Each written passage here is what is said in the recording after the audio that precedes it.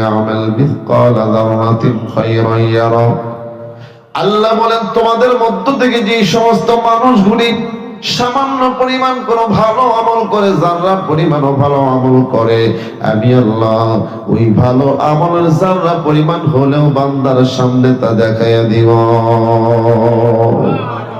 আবার যদি কোনো মানুষ এর বিপরীতে কোনো খারাপ আমল করে, সামান্য পরিমাণ খারাপ আমল যদি করে ফেলে, ও বাজান আজকে তো অনেকেই গুনাহকে গুনাহ মনে করেন না, ছোট গুনাহকে ছোট গুনাহ মনে করেন না, কোনো কিছু মনেই হয় না। কিন্তু আল্লাহ বলে কোন মানুষ সামান্যতম অন্যায় অপরাধ করলে, খারাপ কাজ করলে, সেটাও আল্লাহ তাআলা দেখায়া দিবে। আল্লাহর চোখ থেকে ফাঁকি দেওয়ার মতো কোনো কায়দা নেই মুসলমান, ফাঁকি দেওয়ার কোন রকম কোন সুযোগ নাই।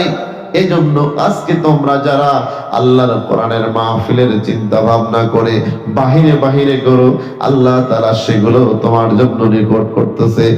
আর কতদিন চলবা মাওলারে ফাঁকি দিয়া, আর কতদিন চলবা তুমি কোরআনে ফাঁকি দিয়া, আর কতদিন চলবা মসজিদে ফাঁকি দিয়া, আর কতদিন চলবা তুমি মাহফিলকে ফাঁকি দিয়া? যে কোনো মুহূর্তে তো আজরাইল তোমার সামনে হাজির হয়ে যেতে পারে। যুবক, তোমার মতো কত যুবক না কবরের মাটির সাথে মিশে গেছে। পাশে কবরস্থানের দিকে তাকায় দেখো, কত যুবক সেখানে ঘুমায় আছে। তোমার মতো যুবক যে দুনিয়ায় চিরস্থায়ী থাকতে পারবে এমন কোনো গ্যারান্টি নাই। ও বাবাজিরা, এই যে সুযোগ আল্লাহ তাআলা মাঝে মাঝে দেয়, এই সুযোগ হাতছাড়া করতে নাই। এমন করে করে যদি হাতছাড়া করো, তোমার জীবনে তওবা নসিব হতে নাও পারে।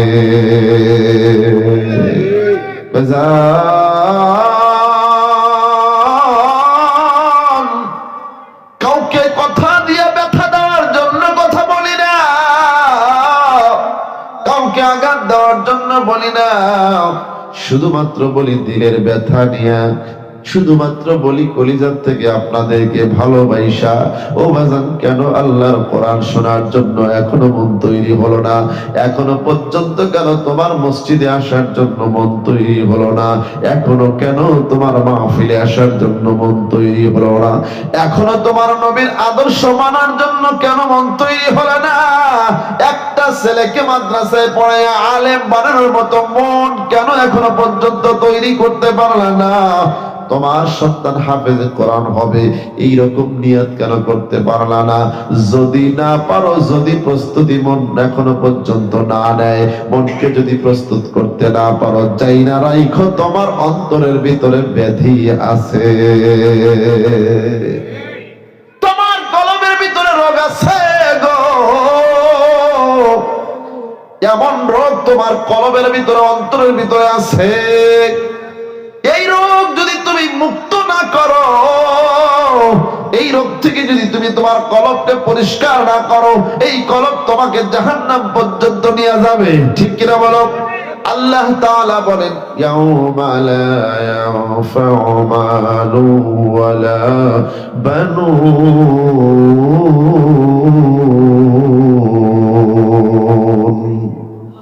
ইল্লা মান আতাল্লাহা বিকলবিন সালিম।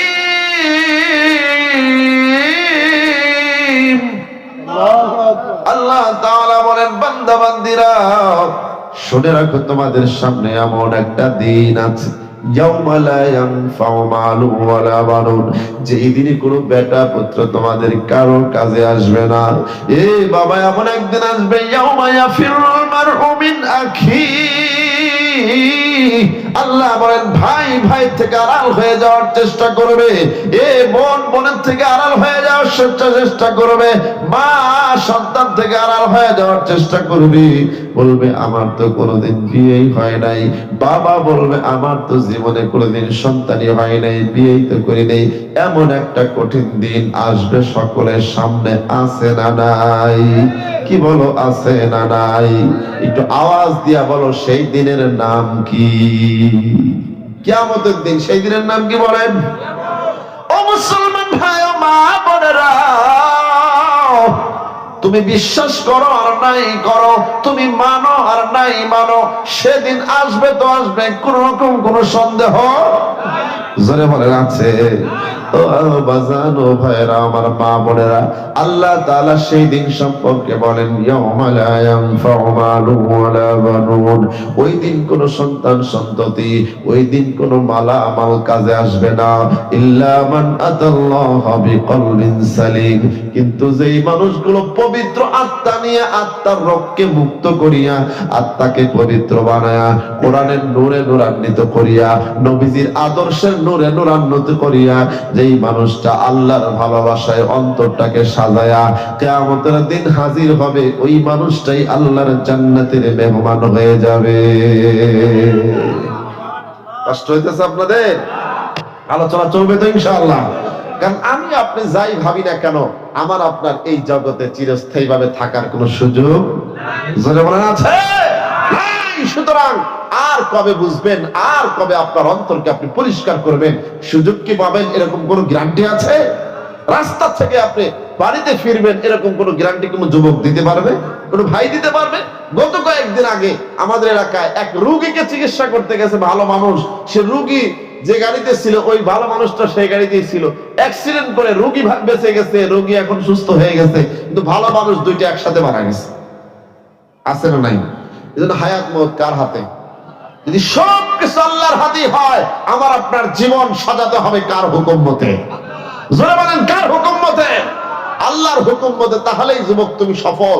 পৃথিবীতে অনেক টাকা পয়সার মালিক হয়েছো, অনেক ডিগ্রিধারী হয়েছো, অনেক বড় বড় বাড়ি অট্টালিকা বিল্ডিং করেছো, কিন্তু আল্লাহর সঙ্গে সম্পর্ক হয় নাই, নবীজির সাথে তোমার সম্পর্ক নাই, নবীর আদর্শের মানুষ তুমি হতে পারো নাই, তাহলে তুমি কোনো কিছুই অর্জন করতে পারো নাই। ঠিক কিনা বলো? এজন্য মুসলমান, আমার আপনার জবান, আমার আপনার চলাফেরা, আমার আপনার মাথা, দিমাগ, ব্রেন সবকিছু খরচ হবে আল্লাহর পক্ষে, নবীর পক্ষে কথা বলে। ঠিক কিনা? আল্লাহর পক্ষে কথা বলতে গেলে অনেক সময় বিপদ আপদ আসে, ঠিক না? ঠিক।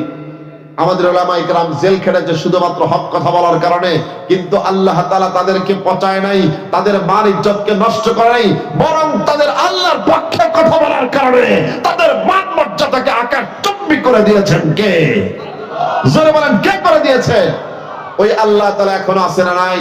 এজন্য ভাই, যে যাই বলুক আর তাই বলুক, আমাদের এক কথা, এক স্লোগান, আল্লাহর জমিনে আল্লাহর খাই পড়ি, আল্লাহর কথা চলবে, কোন রাজনীতির মুরতাদদের কথা চলবে না। কথা বলে ঠিক কিনা? রাজি আছেন? আর মুসলমান এই বাংলার জমিনে 92% মুসলমানের দেশে আজকে নাস্তিকে ভরে গেছে, আমার নবীর বিরুদ্ধে কথা বলে, এরকম কিছু কুলাঙ্গার আছে না নাই? নবীর বিরুদ্ধে যদি কোন মানুষ কথা বলে আর তুমি নবীর উম্মত হয়ে যদি ঘরে বসে থাকো, তাহলে তোমার ওই উম্মত বলে শুধু দাবি করার কোনো অর্থ থাকে না। ঠিক কিনা বলেন?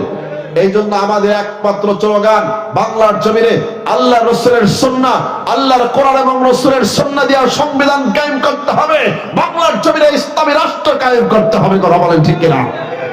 যদি কোন কুলাঙ্গার আমার নবীর বিরুদ্ধে কথা বলে, আমার আল্লাহর বিরুদ্ধে কথা বলে, দ্বীন ইসলামের বিরুদ্ধে কথা বলে, বাংলার তাওহীদি জনতা তাদেরকে জিহ্বা টান দিয়ে ছিটতেও দ্বিধাবোধ করবে না। কথা বলেন ঠিক কিনা? মুসলমান ভাই বন্ধুগণ, মাঝে মাঝে আমার নবীর নবুয়তকে নিয়ে এই গোলাম আহমদ কাদিয়ানীরা ভেজাল বাজায়। কথা কন না কেন? আমার নবীকে ওরা শেষ নবী মানতে চায় না, অথচ আমার নবীকে শেষ নবী ঘোষণা করেছেন কে? আরো জোরে বলেন কে? সুতরাং আমার নবীর এই শেষ নবুয়তকে নিয়ে কেউ যদি সিরিমিরি খেলে, এখানে কোন কুলাঙ্গার গোলাম আহমদ কাদিয়ানীর মতো কোন ভণ্ড যদি ভাগ পাঠাতে চায়, আমরা তাওহীদি জনতা আমাদের চালানো মাল নিয়ে এমন দুর্বার আন্দোলন গড়ে তুলবো যে তাদেরকে আমরা দেশ ছাড়তে বাধ্য করব। কথা বলেন ঠিক কিনা? যেমন ছাত্র জনতার সামান্য একটা আন্দোলনে এদেশের স্বৈরা শাসকরা এমন ভাবে পালিয়েছে, আমাদের সাইদি সাহেব হুজুর বলছিল যে ইন্দুরের গর্ত পাবে না, তারপর আমাদের পিশাব চরমনে হুজুর বলেছিল যে এরা পালাবার কোন জায়গা খুঁজে পাবে না। ঠিক তাই হয়েছে অল্প দিনের ব্যবধানে। কথা বলেন ঠিক কিনা? হ্যাঁ, তো ঠিক আমাদের আশিকের রাসূল যদি একবার দাঁড়িয়ে যায় নবীজির পক্ষে, তাহলে কোন মানুষের ক্ষমতা নাই তাদের সামনে আসবার। ঠিক কিনা বলেন? কারণ আমি আপনাদের সামনে আজকে কিছু আলোচনা করতে চাই ওই নবীজির জীবনী নিয়ে, শুনবেন তো ইনশাআল্লাহ। কারণ আল্লাহ হচ্ছেন আমার আপনার স্রষ্টা, আর আমার আপনার জীবনকে সফল করার জন্য এক গাইডলাইন দিয়েছেন, তার নাম কোরআন। আর যেই কোরআনটা নাজিল হয়েছে যেই মহামানবের উপর, তার নাম কি? জোরে বলেন, তার নাম কি? মুহাম্মাদুর রাসূলুল্লাহ আল্লাহ রাব্বুল আলামিন আমার নবী রাহমাতুল লিল আলামিন কি এতটা ভালোবাসছেন, এতটা মোহাব্বত করছেন রে বাবা। তুমি কেন নবীর ভালোবাসায় তুমি লিপ্ত হবা না? তুমি কেন নবীজিকে ভালোবাসবা না? নবীজির আদর্শ দিয়ে তোমার জীবনকে সাজাবা না? কষ্ট হইতেছে আপনাদের? চলবে তো আলোচনা ইনশাআল্লাহ? কত রাত চলবে বলেন তো দেখি, কত রাত? সারা রাত? লিল্লাহি তাকবীর, জোরে জোরে নারায়ে তাকবীর। ওয়াজ যদি সারা রাত শুনতেছেন তাহলে আওয়াজ জোরে করে দিতে হবে, পারবেন ইনশাআল্লাহ? বলেন তো দেখি, লিল্লাহি তাকবীর, নারায়ে তাকবীর। কোরআন সুন্নাহ যেখানে, মসজিদ মাদ্রাসা যেখানে, মেলা ঠেলা যেখানে, মনে থাকবে তো ইনশাআল্লাহ? কোরআন সুন্নাহর আলো এইবার সংসদে জানাতে হবে, ঠিক কিনা বলেন?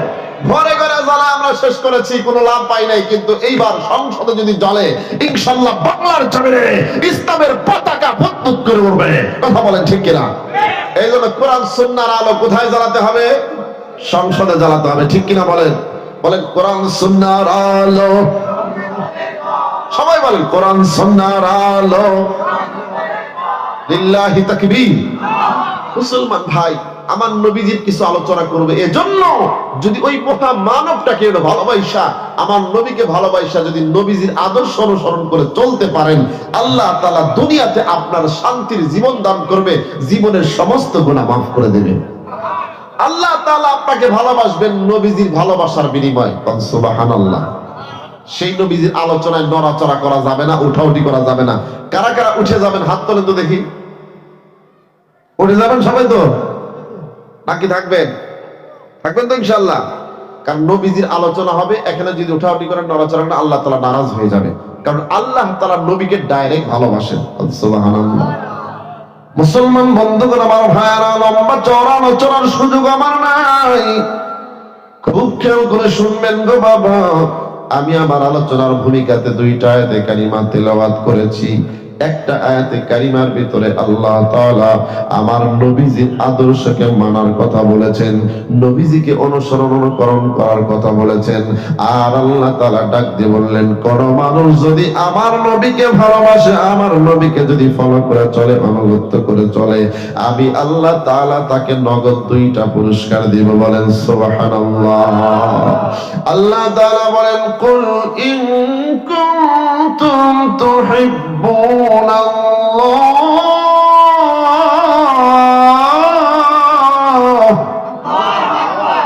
قل إن كنتم تحبون الله فاتبعوني يحببكم الله ويغفر لكم ذنوبكم والله غفور رحيم। আল্লাহ তাআলা জানায় দেন, নবী গো, আপনি আপনার উম্মতদেরকে শোনায়া দেন, কোন মানুষ যদি আপনাকে অনুগত করে, আপনার আদর্শ দিয়ে জীবনকে সিটিং ফিটিং করে গো নবী, আপনি জানায়া দেন, আমি আল্লাহ আপনি নবীকে অনুসরণ করার কারণে আমি আল্লাহ তাআলা আপনার ওই উম্মতকে বন্ধু বানায়া নেই। বন্ধু বানায়া নেয় কে? আরো জোরে বলেন। আল্লাহ তাআলা বলেন, যে মানুষটা আমার নবীকে মানবে গো, আমি আল্লাহ তাআলা তাকে বন্ধু বানায় নেই। দুই নাম্বার পুরস্কার হলো ওয়াগফির লাকুম যুনুবাকুম। আল্লাহ বলেন, আমি তার জিন্দেগীর সমস্ত গুনাহ খাতা মাফ করে দেই। ও বাজার, এখনো পর্যন্ত চিনলা না, এখনো পর্যন্ত তুমি ভালোবাসার মানুষকে তুমি চিনলা না, এখনো পর্যন্ত ভালোবাসার মানুষকে তুমি বুঝলা না। ও যুবক, তুমি মনে করলা আজকে কোনো নারীকে যদি ভালোবাসি আমার জীবনে সফলতা আসবে, আমি যদি কোনো মহিলা যদি চিন্তা ভাবনা করে আমি কোনো ছেলেকে যদি ভালোবাসা করি, ছেলেকে ভালোবাসি সফলতা আসবে। না না, দুনিয়ার কোনো মানুষকে, আমার নবী ব্যতীত কোনো মানুষকে ভালোবাসা তুমি সফলতা পাইবা না, ঠিক কিনা বলো? এটা হবে অবৈধ ভালোবাসার যুবক। মন যদি দিতে হয়, ভালো যদি বাসতে হয়, আমার নবীকেই বাসা লাগবে, ঠিক না ঠিক? নবীকে ভালোবাসলে আল্লাহ বলেন আমি আল্লাহ তাআলা বান্দাকে বন্ধু বানায় দেব। 2 নাম্বার তার জীবনের সমস্ত গুনাহ মাফ করব। কারণটা কি জানেননি? আমার আল্লাহ তাআলা ডাইরেক্ট নবীজিকে ভালোবাসে। সুবহানাল্লাহ কোন। কারণ আপনি যাকে ভালোবাসেন ওই মানুষটাকে যদি আরেকজন ভালোবাসে তাহলে আপনি কিন্তু তাকে অবশ্যই ভালোবাসেন যে আমার লোকটাকে সে ভালোবাসে, ঠিক কিনা কোন? তো আল্লাহ তাআলা বলেন যে আমি আমার নবীকে ভালোবাসি, সুতরাং যেই মানুষটা আমার নবীকে ভালোবাসবে আমি আল্লাহ তাকে বন্ধু বানায় নেব। এবং সেই বান্দা যদি কোনো অপরাধ করে, অন্যায় যদি তার দ্বারা হয়ে যায়, আমি আল্লাহ তাআলা তাকে মাফ করে দেব। সুবহানাল্লাহ। মুসলমান ভাই বন্ধুগণ, আমার ভাই খুব খেয়াল করে শুনবেন, আল্লাহ তাআলা আমার নবীকে ভালোবাসেন বিধায় নবীকে ডাক দিয়ে বলেন, নবী আপনি জানায় দেন কোন মানুষ যদি আপনাকে ভালোবাসে আমি আল্লাহ তার বন্ধু বানায় নেই। শুধু তাই না, আমি আল্লাহ তার জীবনের সমস্ত গুনাহ মাফ করে দেই। এইবার বলতে পারেন আল্লাহ তাআলা আমার নবীকে কেমন করে ভালোবাসেন? আমি কোরআনের কিছু তাফসীর করব, যদি ঘটনা আপনারা শুনেন তাও শোনাবো, অসুবিধা নাই। আল্লাহ তাআলা আমার নবীকে কেমন করে ভালোবাসেন? নবীকে নাম ধরে বিভিন্ন জায়গায় ডেকেছেন, এমন কায়দায় ডেকেছেন যেই ডাকটা হলো নবীজির ভালোবাসার ডাক। যেমন আমাদের দুনিয়াতে অনেক সময় মায়েরা সন্তানদেরকে বিভিন্ন নামে ডাকে ভালোবাসা, সোনা বলে, মানিক বলে, এই বলে সেই বলে, তার মানে এই ডাকগুলো ভালোবাসার ডাক, ঠিক কিনা বলেন? বাবারা সন্তানদেরকে ভালোবাসার ডাক দেয়, এ বাজান এই দিকায়, এ অমুক এই দিকায়। কিন্তু আমার আল্লাহ আমার নবীকে ভালোবাসা এমন এমন ডাক দিয়েছেন, বড় চমৎকার ভাষায় ডাক দিয়েছেন। কোন মারহাবা। আল্লাহ তাআলা এক জায়গায় আমার নবীকে ভালোবাসা ডাক দিলেন, মুহাম্মাদুর রাসূলুল্লাহ। আল্লাহ তাআলা নবীজিকে ভালোবাসা নবীজির নাম ধরে ডাকলেন মুহাম্মদ। সুবহানাল্লাহ বলেন। আর এক জায়গায় আল্লাহ তাআলা আমার নবীকে ভালোবাসা ডাক দিলেন ইয়াসিন।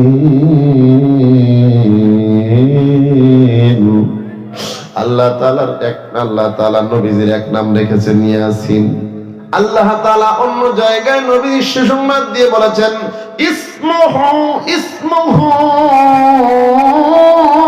আহমদ। আল্লাহু আকবার। আল্লাহ তাআলা নবীজির আরেক জায়গায় নাম দিয়েছেন আহমদ। এভাবে আল্লাহ তাআলা অন্য জায়গায় ডাক দিয়েছেন ইয়া আইয়ুহাল মুসাম্মিল। আল্লাহু আকবার। মুসাম্মিল মানে হে কম্বলওয়ালা। আমার নবী কম্বল গায়ে দিয়েছেন, কম্বল চেয়েছেন, এইটা আল্লাহ তাআলার কাছে বড় ভালো লাগছে। দেখেন না বাবার কাছে মায়ের কাছে সন্তান যখন বিভিন্ন পোশাক পরে পরে সামনে আসে, ওই পোশাক দেখে মা বাবার কলিজা ঠান্ডা হয়ে যায়। আল্লাহ তাআলা নবীকে ডাক দিলেন মুসাম্মিল, হে মুসাম্মিল চাদরওয়ালা নবী। কখন ডাক দিলেন আল্লাহ তাআলা? যখন গায়ের হেরার ভিতরে নবীজি রাহমাতুল লিল আলামিনকে আল্লাহ তাআলা নবুয়তি দান করলেন। নবুয়তি দান করার সেই ঘটনা আপনারা জানেন।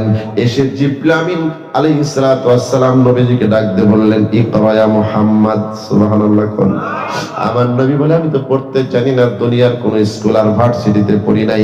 খুব চমৎকার একটা আলোচনা করব, যদি আপনারা একটু ধৈর্য ধরে শুনেন ইনশাআল্লাহ।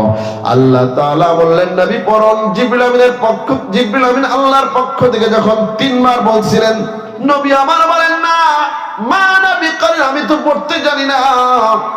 চতুর্থ মানে জিবরাইল আমিন নবীজিকে বুকের সাথে লাগাইয়া চাপ দিয়ে যখন ছেড়ে দিয়েছে, ওই সময় আমার নবী রাহমাতুল লিল আলামিন নবীজি জিবরাইল আমিনের সাথে পড়া শুরু করে দিয়েছেন ইকরা বিসমি রাব্বিকাল্লাযী খালাক।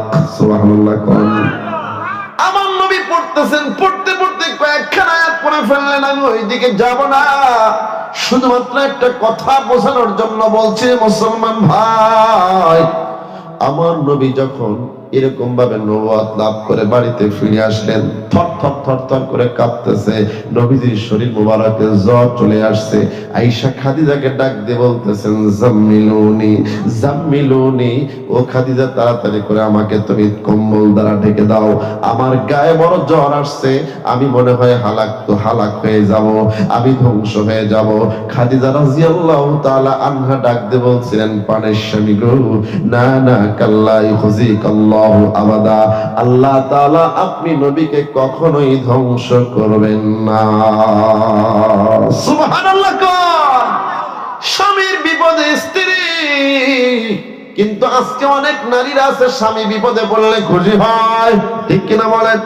খাদিজা রাদিয়াল্লাহু তাআলা আনহা বললেন, ও পানের স্বামী গো, আপনি কখনোই ধ্বংস হতে পারেন না, কারণ আপনার ভিতরে এমন কিছু গুণ দেখতে পেয়েছি যেই গুণওয়ালা মানুষ কোনোদিন দুনিয়ায় লাঞ্ছিত হয় না।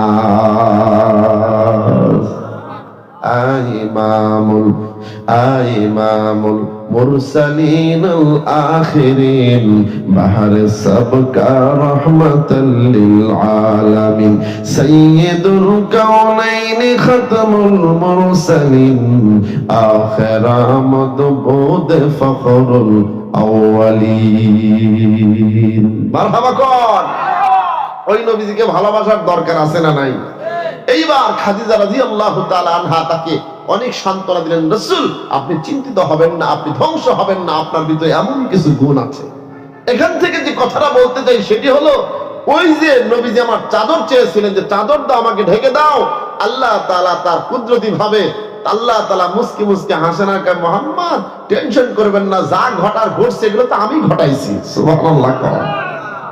আল্লাহ তাআলা আমার নবীজির কম্বল চাওয়া দেখা বড় মায়া করে ডাক দিলেন, ইয়া আইয়ুহাল মুসাম্মিল, হে চাদরওয়ালা নবী, আপনি চাদরের জন্য পাগল হয়ে গেছেন, টেনশন করবেন না, কারণ যা ঘটার ঘটাইছি আমি আল্লাহ।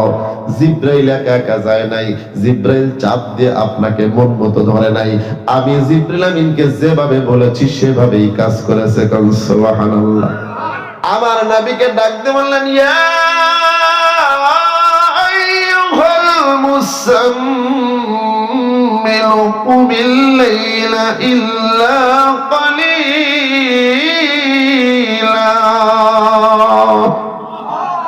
আল্লাহ তাআলা নবীজিকে ডাক দিয়ে বললেন, নবী, ও চাদরওয়ালা নবী, আর বেশি ঘুমায় থাকা যাবে না, কুমিল লাইলা, আপনি রাত্রি বেলায় উঠে যান, ইল্লা কালিলা, ঘুমাইলেও অল্প অল্প ঘুমাইবেন, কারণ আপনার উপর বিশাল বড় এক জিম্মাদারি, নবুয়তের জিম্মাদারি দিয়েছি।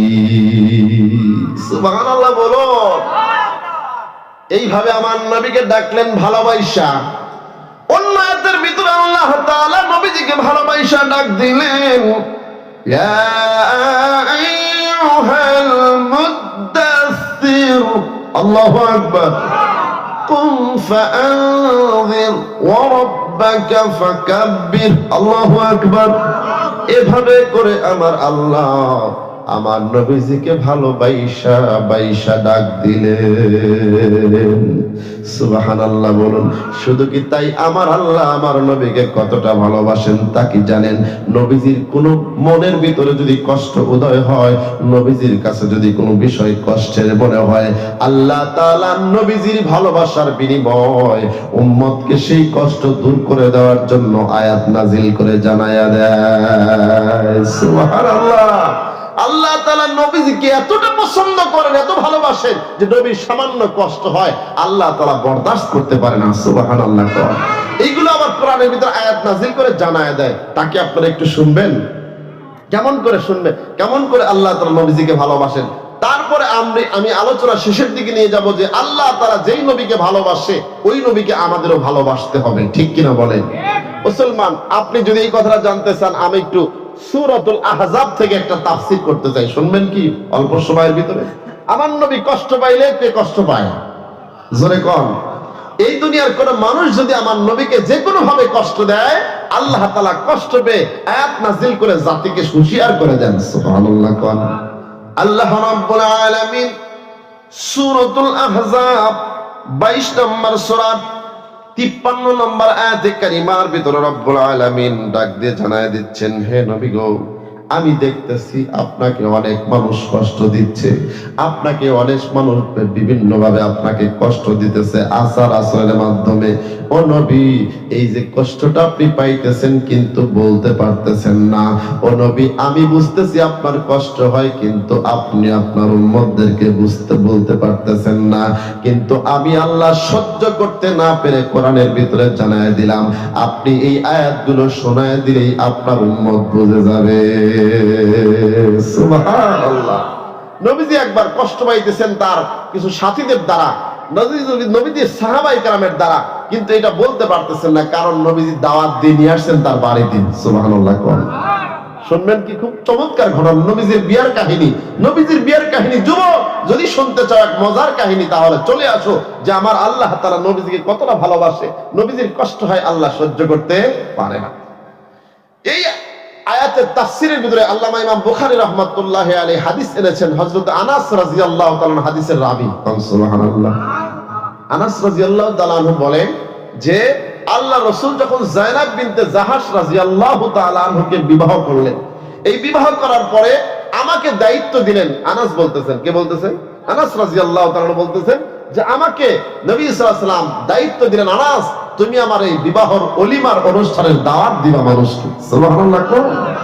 আজকে আমাদের দেশে বিয়ের অনুষ্ঠান হয় বৌভাতের নামে হালখাতা, কথা কম না কেন? অলিমা বলা হয়। অলিমা বলা হয় হলো ছেলে মেয়ে যখন বাসরঘর করে, বিবাহ শাদীর মাধ্যমে বাসরঘর করে, বাসরঘরের পরে যে খাবারের আয়োজন করা হয় তার নাম আরবিতে হলো, বলেন কি? অলিমা। ওয়ালমুন শব্দ অর্থ মিলিত হওয়া, এর থেকে হলো অলিমা। তার মানে একটা ছেলে একটা মেয়ে বিবাহ বৈবাহিক সম্পর্কের মাধ্যমে মিলিত হয়, এরপরে যে খানার আয়োজন করা হয় তার নাম কি? জোরে কোন? অলিমা। এটা হলো সুন্নাত। নবী সাল্লাল্লাহু আলাইহি ওয়াসাল্লামের প্রত্যেকটা বিয়েতে রাসূল অলিমা করেছেন। সুবহানাল্লাহ। আর আমাদের দেশে বিয়ের পরে যেটা হয় সেটার নাম হলো হালখাতা।